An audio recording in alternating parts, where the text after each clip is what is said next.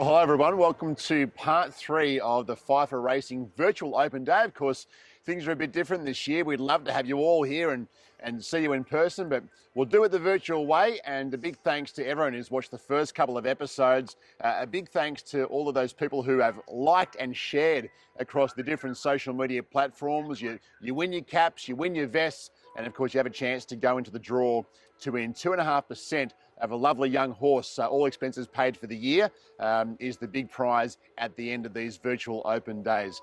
But a good couple of weeks for the David FIFA Racing stable, and David joins us now. Let's start with the weekend just past. Looming in, race 1 at Randwick on the weekend. He was fantastic. You gave us a push for him in the last episode, and he let no one down. No, exactly right. So he's backed up that good trial form, started this preparation, and come through at a very nice price for everyone. He seems to have pulled up really well, which is great. He got a little trip to the beach through the week, so I'm sure he'll be lapping that up, especially after the hot weekend. Yeah, we push forward to our next run. Next run, well, I mean, Everest Day, that looks a lovely option for him on the big day of the year. Yeah, so on the, obviously, premium day of Sydney racing, he'll get into a nice race with a nice light weight, so it'll be good to test him against the next grade of horses. But he's a horse in form, and you expect him to hold that form. Is he a horse that could continue on into the summer months? Is he the kind of horse that holds his condition the right way to do that? To tell you the truth, when you look at the horse, you always think he's going to be run short. So no doubt he'll sustain a good long preparation.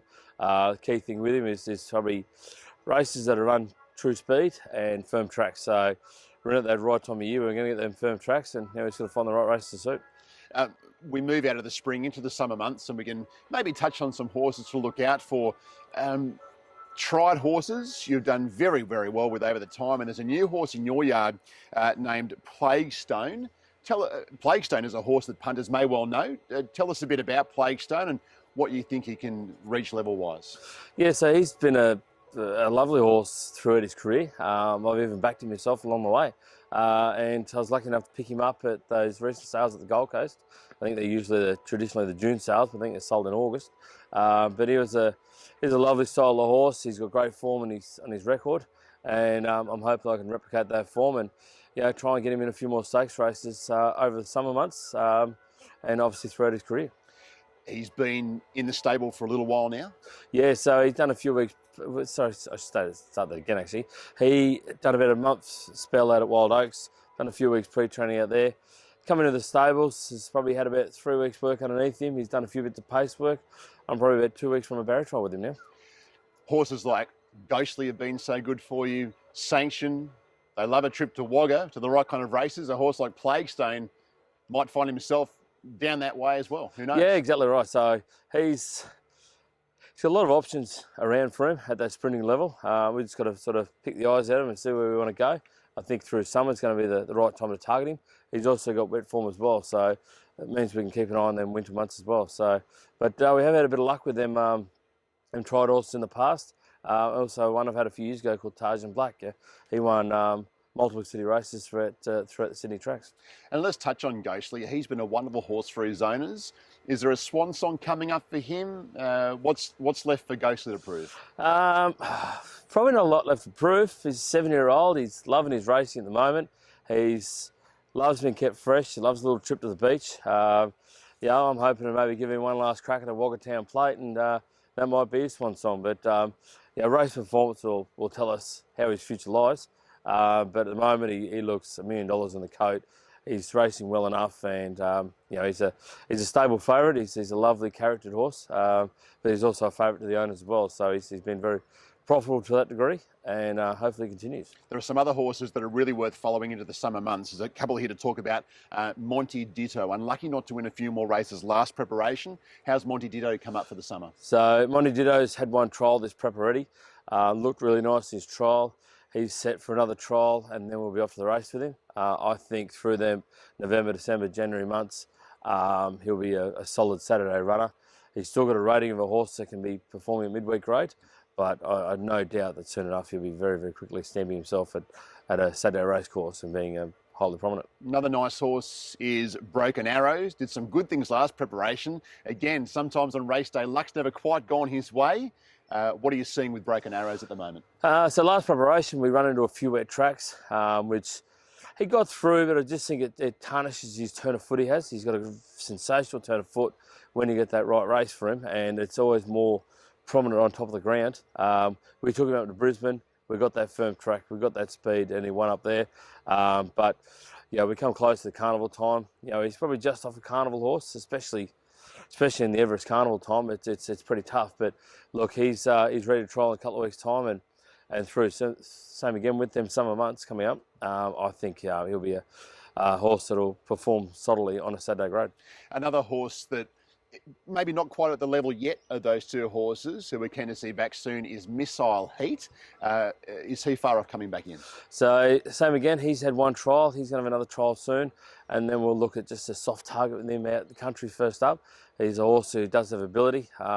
He's from a great team of Mad About Racing with Shane Duff, and they've got a good team of supporters there as well. So we've got a lot of nice horses coming up for the summer months, and hopefully that results in a lot of winners. And as we move into the summer, it won't be long before we start talking about the Magic Millions, a place that you've had so much success with over the time. Move past the spring and build a little team for a big couple of weeks on the Gold Coast. Yeah, that's right. So Yamazaki's probably one that will be headlining those horses going to the Gold Coast. She was prominent up there earlier this year. She won a lead up to the Gold Coast Magic Millions. She raced in that Fillies and Mares race, so that'll be another main target for her. And then there's a couple of others. That Vancouver horse we mentioned in an earlier episode. He's going to get named very shortly, but he's a really nice colt that I think wouldn't be out of place being at one of these race meetings.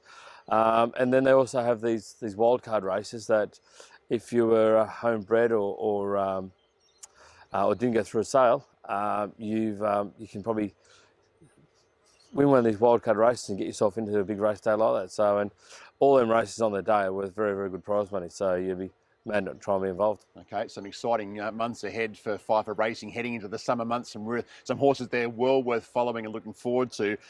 We're nearing the end of these virtual open day series. Hope you've enjoyed them. But early on, we started talking about the yearlings and the young horses. They are now 2-year-olds. What's available with these 2-year-olds? If someone's watching and thinking, I want to get involved in a young horse, what is there still on offer? So the Vancouver colt that I've mentioned a couple of times, there's a little bit left in him. I think it might be a fraction more than 10%.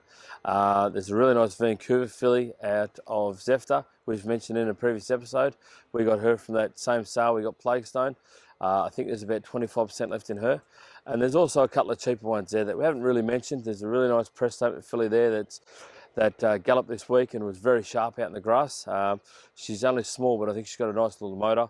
Her mother was a very, very fast horse. She's one for those cheaper, smaller syndicates maybe.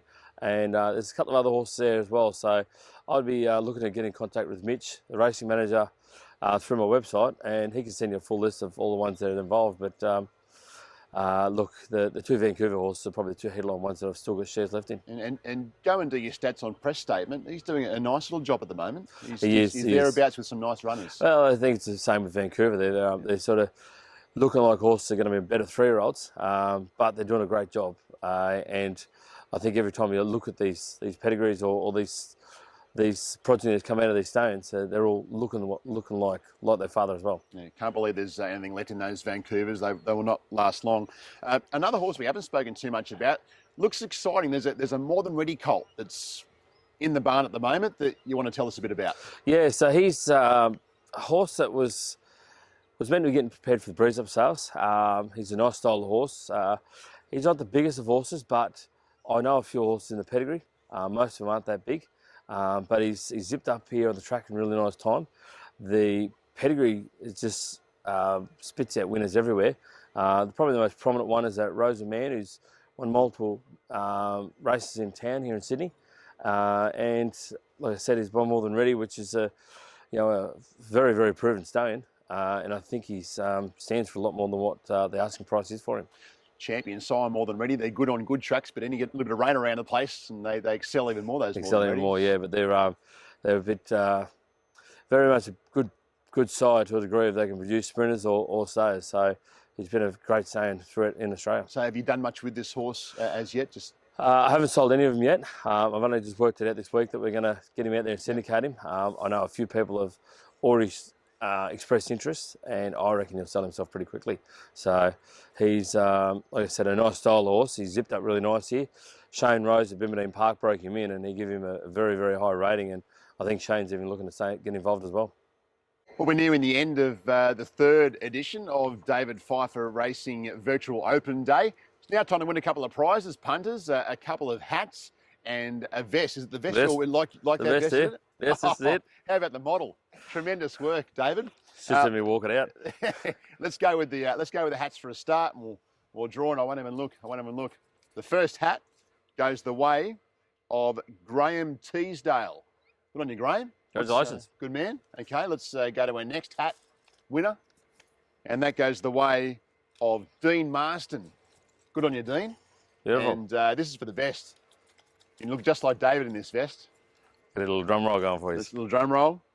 And Peter Reynolds wins the vest. Good on you, Pete. So some stable clients, new and old, and they now can walk around wearing Pfeiffer Racing merchandise. Free advertising. Very good. Well done to all the winners of your hats and your vests. Again, get involved across all the social media platforms. David, I think you're on Twitter, Facebook, everywhere. So it's not too hard to find you. No, that's right. Not at all. So, and if anyone has any inquiries on getting involved in some of these yearlings, there's also more information on the website, or contact myself or Mitch.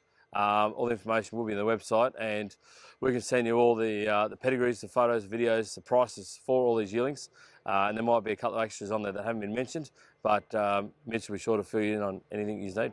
And don't forget to like and share across the social media platforms. And there's still a chance to go in the draw to win 2.5% in a youngster trained by David Pfeiffer. All expenses paid for your 2.5% is well worth going in. Thanks for joining us for the third edition of the David Pfeiffer Racing Virtual Open Day.